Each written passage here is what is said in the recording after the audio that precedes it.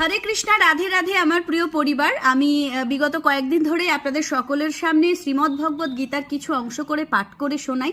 তো আজকেও এসেছি তার পরবর্তী অংশ পাঠ করতে। বিগত দিনে যে অংশটা আপনারা শুনেছিলেন তার পরের অংশ আজকে আমি পাঠ করে শোনাবো। তো চলুন শুরু করা যাক।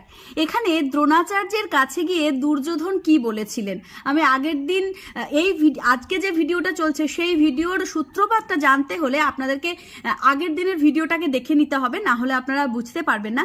তো আগের দিনের ভিডিওর পরবর্তী অংশ এটা যেহেতু পাঠ হচ্ছে, তো আমি তারপর থেকে এটা পড়ছি। দ্রোণাচার্যের কাছে গিয়ে দুর্যোধন যা বললেন এবার সেই কথা বলা হচ্ছে।